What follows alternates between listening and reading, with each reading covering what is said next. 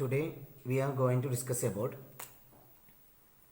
osmosis and osmotic pressure, reverse osmosis, Van Hoff's equation, relative lowering of vapor pressure, and abnormal molecular masses. Okay.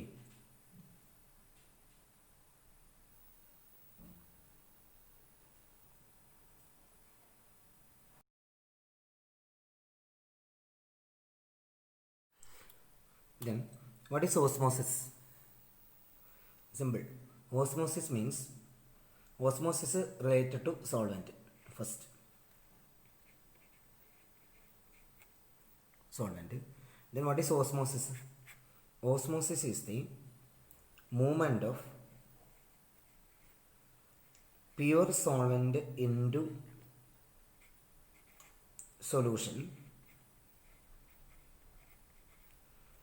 through a semi-permeable membrane is called osmosis. Movement of pure solvent into solution through a semi-permeable membrane is called osmosis. Movement of pure solvent into solution through a semi-permeable membrane is called osmosis. ഞാനൊരു example പറയാം. ഒരു mango dipped in salt solution,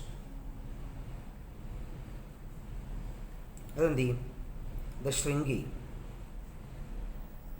because ഈ മാംഗോയിലുള്ള water molecules എന്ത് ചെയ്യും? Salt സൊല്യൂഷനിലേക്ക് പോകാൻ പറ്റും. അപ്പോൾ സൊല്യൂഷനിലേക്ക് പോകും. ഇതിനെ നമ്മൾ പറയുന്ന പേര് എന്താ പറയാൻ പറ്റും? എക്സോസ്മോസിസ് എന്ന് പറയും.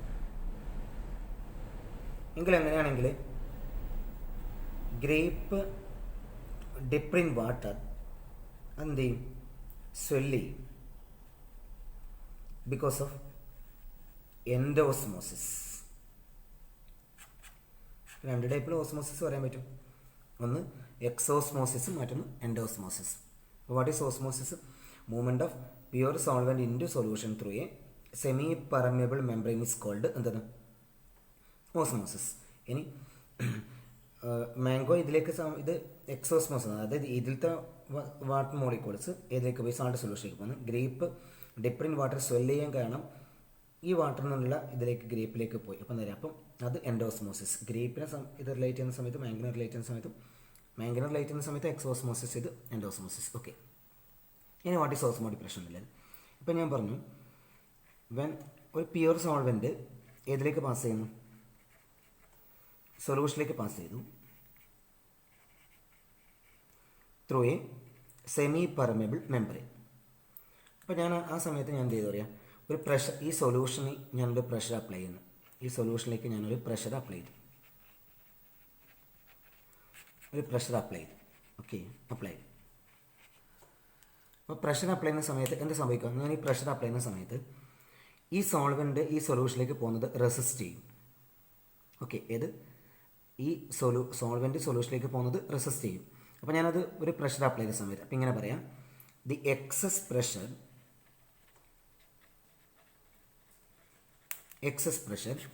Exerted to the solution. ആർക്ക് കൊടുക്കുന്നത്? സൊല്യൂഷനിൽ എക്സേർട്ട് ചെയ്യുന്നത്. Exerted to the solution to prevent the osmosis of pure solvent into solution through a semi permeable membrane.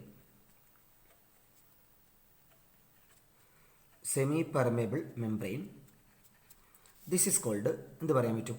Osmotic pressure. ഇതാണ് ശരിക്കും osmotic pressure. Represent letter pi കൊണ്ട് നമ്മൾ റെപ്രസെൻറ്റ് ചെയ്യുന്നുണ്ട്. Pi. What is osmotic pressure? The excess pressure exerted to the solution എന്തിന്? To prevent the osmosis of pure solvent into solution through a semi permeable membrane. അതിനെ നമ്മൾ പറയുന്നത് osmotic pressure. Okay, clear?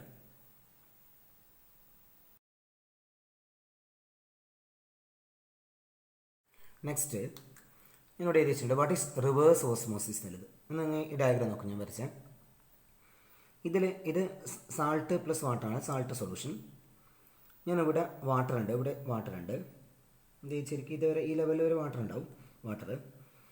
പിന്നെ ഇത് രണ്ട് separate ചെയ്യാൻ വേണ്ടി ഞാൻ സെമി പെർമിയബിൾ മെംബ്രെയിൻ ഉപയോഗിച്ചു. അപ്പോൾ ഇവിടെ ഉള്ളത് സൊല്യൂഷനാണ്. ഇത് സൊല്യൂഷനാണ് ശരിക്കും. സൊല്യൂഷൻ ഇത് സോൾവെൻ്റാണ്. Okay, solvent. അപ്പോൾ ഞാൻ എന്ത് ചെയ്യുന്നറിയാം, ഞാൻ here we apply A pressure. ഞാൻ ഇത് ഇവിടെ ഒരു പിസ്റ്റൺ ഉപയോഗിച്ചിട്ട് പ്രഷർ അപ്ലൈ ചെയ്തു, ഒരു പ്രഷർ. അപ്പോൾ ഈ അപ്ലൈഡ് പ്രഷർ, ഈ അപ്ലൈ ചെയ്യുന്ന പ്രഷർ ഗ്രേറ്റർ ദാൻ ഓസ്മോട്ടിക് പ്രഷറാണ്. അപ്പോൾ if applied pressure is greater than osmotic pressure, എന്ത് ചെയ്യുന്നു അറിയാം, ഈ സാൾട്ട് സൊല്യൂഷനിലുള്ള സാൾട്ട് പ്ലസ് വാട്ടറിലുള്ള വാട്ടർ ഇങ്ങോട്ട് മൂവ് ചെയ്യും.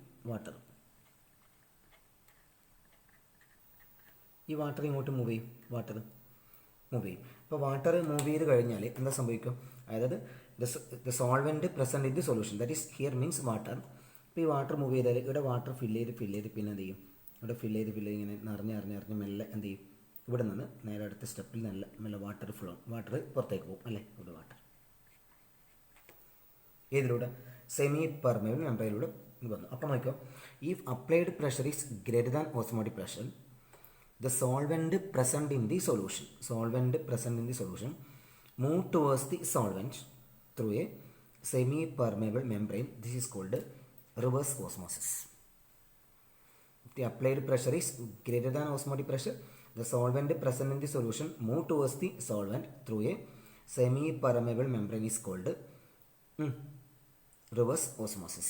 In example പറയുന്നത് നമ്മൾ ഇതാണ്, എന്തിനാണ്, desalination of sea water.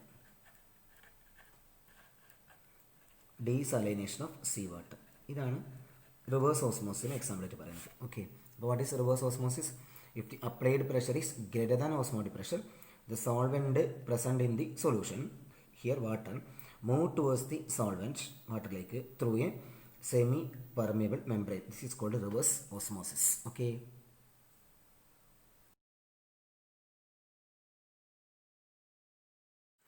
Next ഒരു ഇമ്പോർട്ടൻറ്റ് സെക്ഷൻ എക്സാമിൻ്റെ, വാട്ട് ഈസ് വാൻ ഹോസ് ഇക്വേഷനിൽ നമ്മൾ കഴിഞ്ഞ വർഷം സ്റ്റേറ്റ് സോമാറ്റിൽ പഠിച്ചിട്ടുണ്ട്. P V is equal to N R T. അത് വിടാം, P V is equal to N R ടിക്ക് വരെ വിടാം. Pi V is equal to N B R T. Pi V is equal to N B R T. Where here pi means, what is pi here? Pi means osmotic pressure in ATM. Osmotic pressure in atmospheric pressure. Okay. V volume of solution in liter.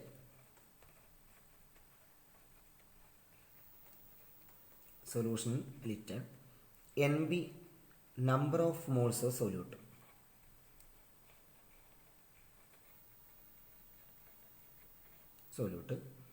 R universal gas constant. Universal gas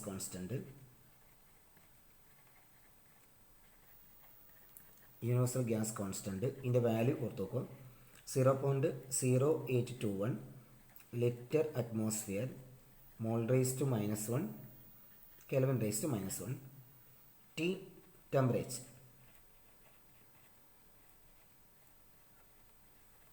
This is Van Hoos equation. But what is Van Hoos equation?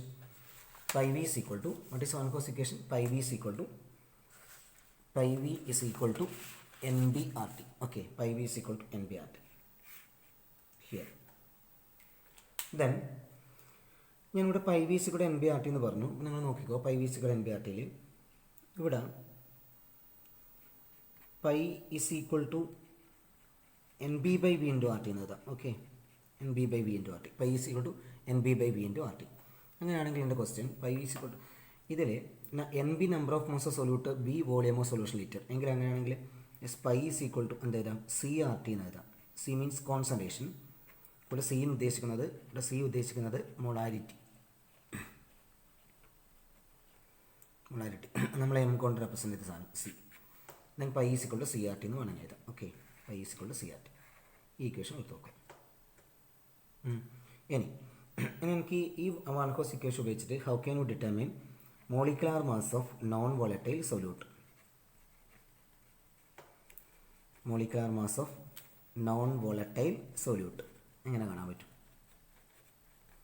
How can you determine molecular mass of non volatile solute? Simple. Pi V is equal to N B R T. അപ്പോൾ N B R T then pi v is equal to WB by MB into RT, then MB is equal to WB RT by pi v. Okay, this equation is used to calculate the molecular mass of a non-volatile solute. ഇവിടെ നമുക്ക് obtain ചെയ്യുന്ന molecular mass higher molecular mass ആയിരിക്കും, molecular mass കൂടുതൽ. അപ്പം ഒരു polymers അങ്ങനെയുള്ള starch സെല്ലോസ് പോലുള്ള higher macro മോളിക്യൂൾസിൻ്റെ molecular mass കാണാൻ വേണ്ടിയിട്ട് ഈ ഇക്വേഷൻ നമുക്ക് അപ്ലൈ ചെയ്യാൻ പറ്റും. ക്ലിയർ. അപ്പോൾ osmotic pressure is used for calculating higher molecular mass of A compound. Clear. ഇതാണ് ഇക്വേഷൻ. എങ്കിൽ അങ്ങനെയാണെങ്കിൽ ഞാൻ അടുത്തൊരു പോയിന്റ് പറയുന്നത്, നിങ്ങൾ മുന്നേ പഠിച്ചായിരിക്കും എന്നാലും പറയുന്നു. Solution having higher two solutions compare ചെയ്യുമ്പോൾ ഹയർ ഓസ്മോട്ടിക് പ്രഷർ ആണെങ്കിൽ നമ്മൾ ഇതിനെ പറയുന്ന പേര് ഹൈപ്പർ ടോണിക് സൊല്യൂഷൻ എന്ന് പറയും. Hypertonic solution. ഇനി ലോവർ ഓസ്മോട്ടിക് പ്രഷർ ആണെങ്കിൽ this is called hypotonic solution എന്ന് പറയും. Hypotonic solution. എങ്കിൽ സെയിം ഓസ്മോട്ടിക് പ്രഷർ ആണെങ്കിൽ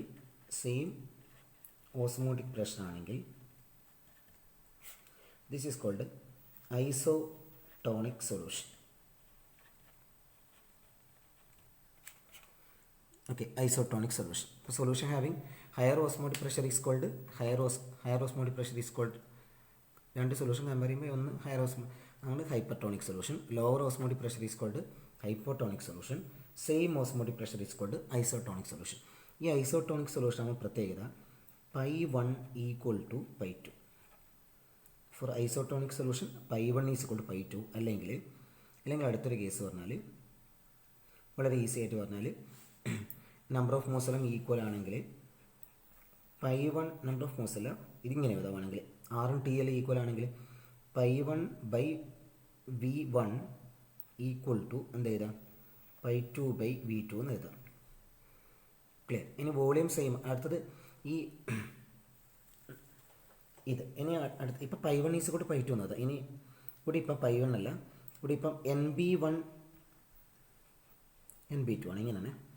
അപ്പം ഒന്നുകിൽ pi1 ഈസ് കൂടി pi2 എന്നത്, അല്ലെങ്കിൽ NB1 ബൈ v1 ഈസ് കൂടി NB2 ബൈ v2 എന്നത്. ഇനി രണ്ടിൻ്റെയും വോളിയം സെയിം ആണെങ്കിൽ pi1 ഈക്വൽ ടു pi2 എന്നതാം, അല്ലെങ്കിൽ എന്ത് ചെയ്താം NB1 ബൈ v1 ഈസ് കൂടി NB2 ബൈ v2 എന്നതാം. ഇനി അതും അല്ലെങ്കിൽ ഇങ്ങനെ എഴുതാം, രണ്ടിൻ്റെ വോളിയം സെയിം ആണെങ്കിൽ എന്ത് ചെയ്താം NB1 is equal to NB2 എന്ന് എഴുതാം. NB1 ഇസ് ഈക്വൽ ടു എന്ത് ചെയ്താം NB2 എന്നത്. രണ്ടിൻ്റെ വോളിയം സെയിം ആണെങ്കിൽ എന്ത് ചെയ്താം NB1 is equal to NB2 എന്നത്. വോളിയം സെയിം ആണെങ്കിൽ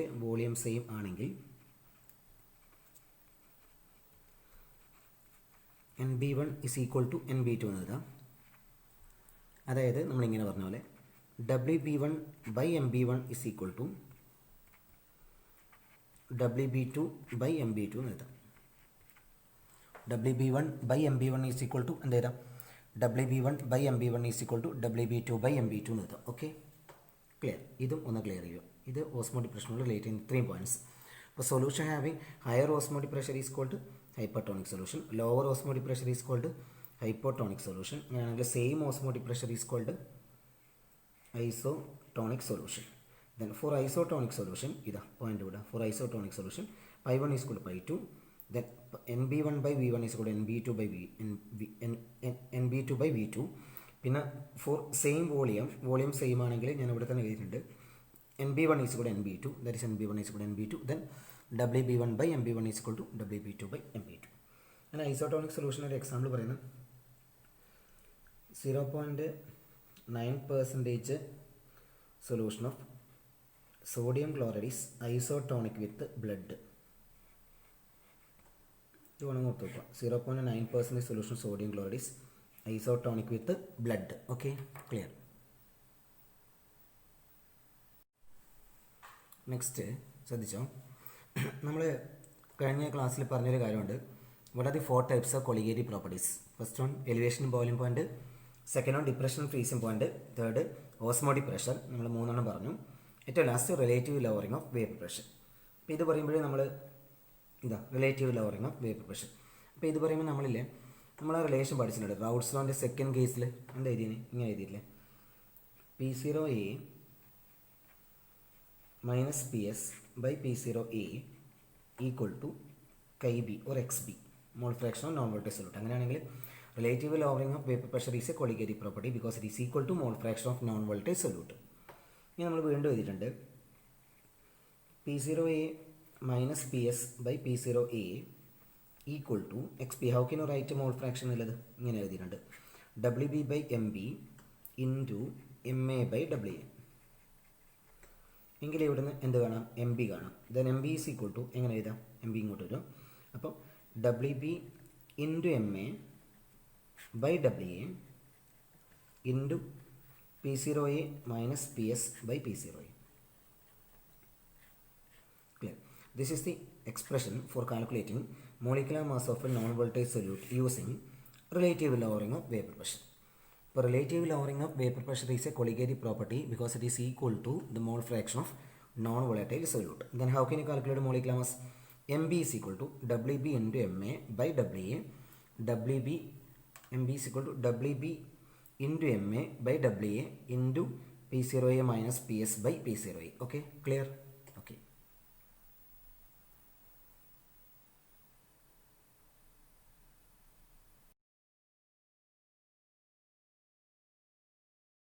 ഇനി നോക്കണം, ശരിക്കും ഇമ്പോർട്ടൻ്റ് ആയിട്ടുള്ളൊരു പോയിൻ്റാണ് ടോപ്പിക്കിൽ. What is abnormal molecular mass?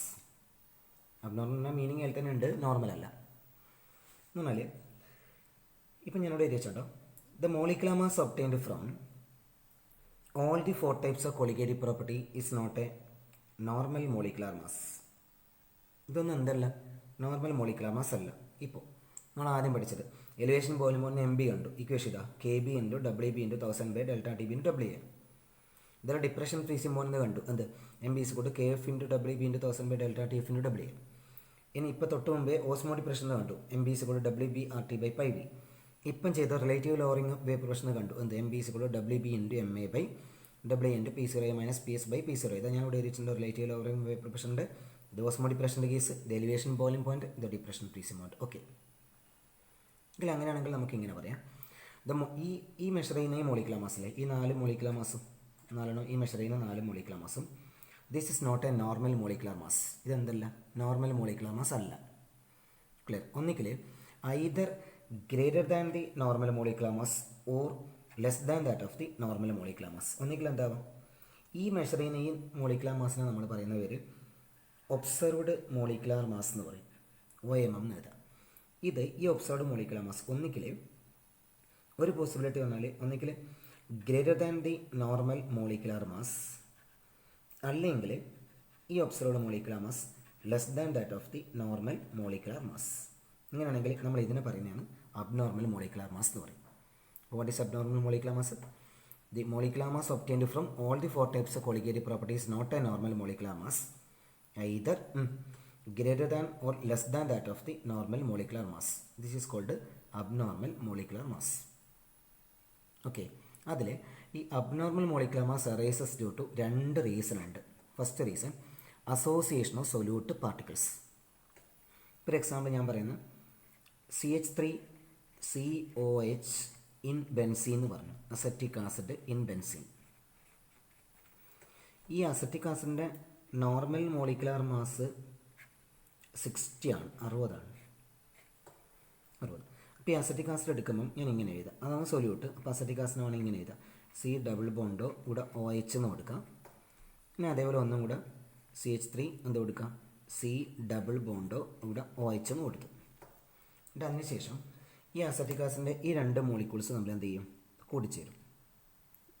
അപ്പോൾ ആ ബോണ്ട് നമ്മൾ പറയുന്നത് ഒന്ന് intermolecular hydrogen bond. Intermolecular hydrogen bond.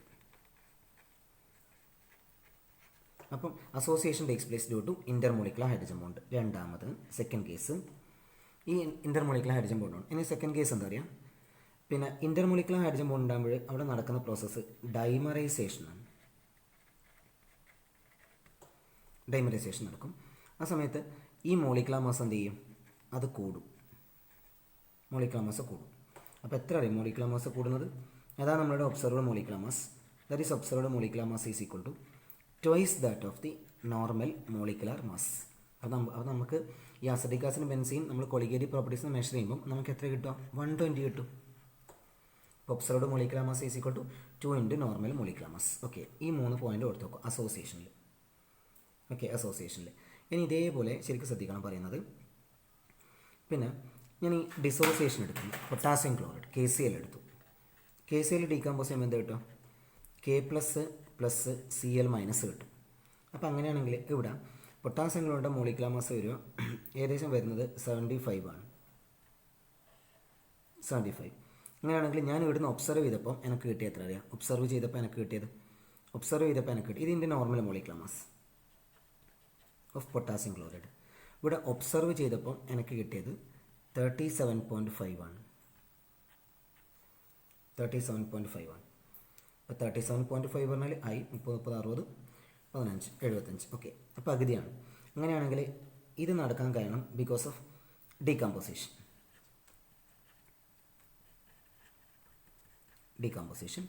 പിന്നെ അടുത്ത കേസിൽ എന്താ പറയുക? ഒന്നാമത്തെ പോയിന്റ്. രണ്ടാമത്തെ പോയിന്റ് എന്താ പറയുക?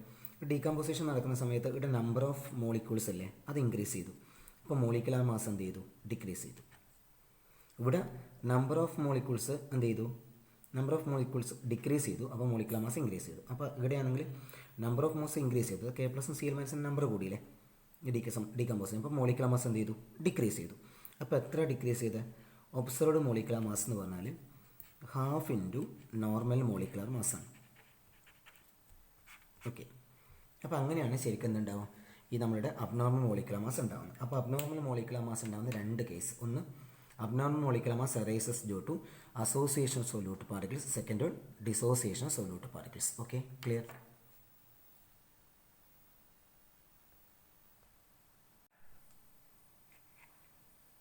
നെക്സ്റ്റ് സെക്ഷൻ ഉണ്ട് ഞങ്ങൾ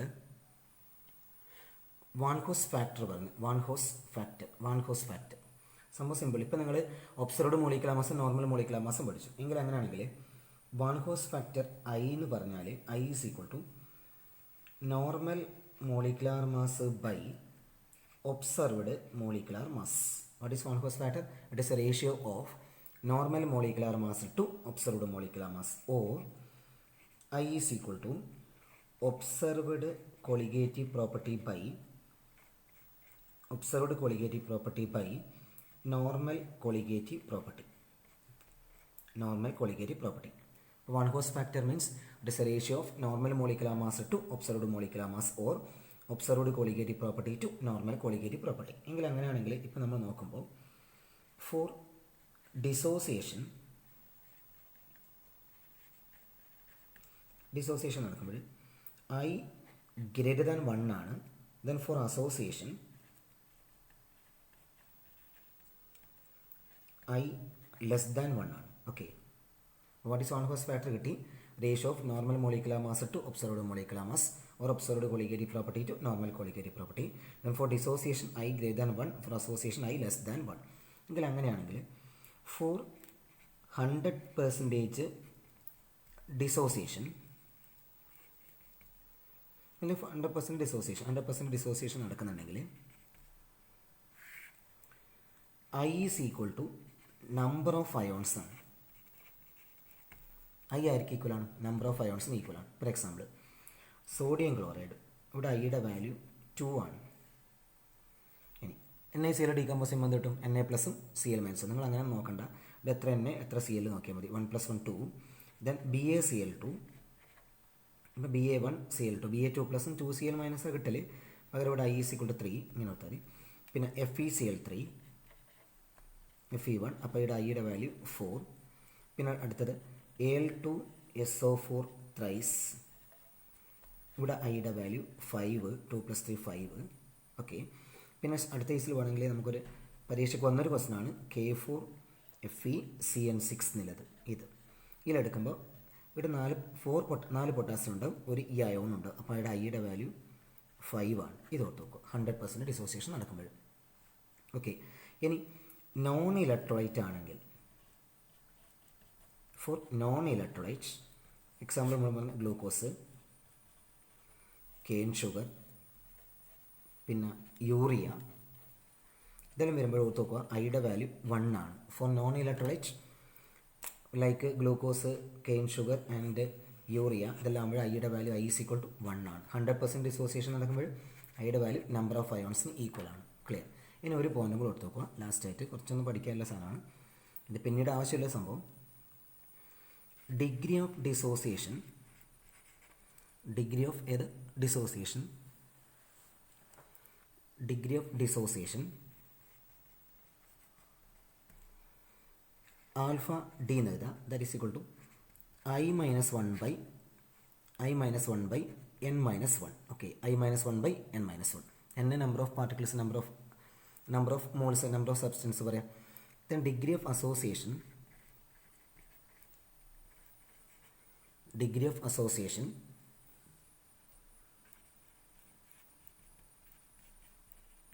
ആണെങ്കിൽ ഇവിടെ alpha A is equal to 1 minus I into N by N minus 1 ആണ്. Okay, 1 minus I into N by N minus 1 ആണ്. എന്തുകൊണ്ടാണ് 1 മൈനസ് ഐ എന്നത്? ഫോർ അസോസിയേഷൻ എന്താ സംഭവിക്കുന്നത്? അസോസിയേഷൻ ഐ ലെസ് ദാൻ 1 ആണ്. ക്ലിയർ. ഡിസോസിയേഷനിലോ ഐ ഗ്രേറ്റർ ദാൻ 1 ആണ്. Four degree of dissociation എങ്ങനെയാണ് കണ്ടുപിടിക്കുന്നത്? ഇതാ നോക്കുക. Degree of dissociation alpha D is equal to I minus 1 by N minus 1. Degree of association alpha A is equal to 1 minus I into N by N minus 1. Okay, clear. ഇനി ഇതിൽ ഒരു ചെറിയൊരു section കൂടി ഉണ്ടായിരുന്നു. നമ്മൾ ഈ topic ഇപ്പോൾ last എത്തി. ചെറിയൊരു പാർട്ടും കൂടെ പറയാനുണ്ട്. അതും കൂടെ പറഞ്ഞാൽ ടോപ്പിക്ക് തീരും. ഓക്കെ.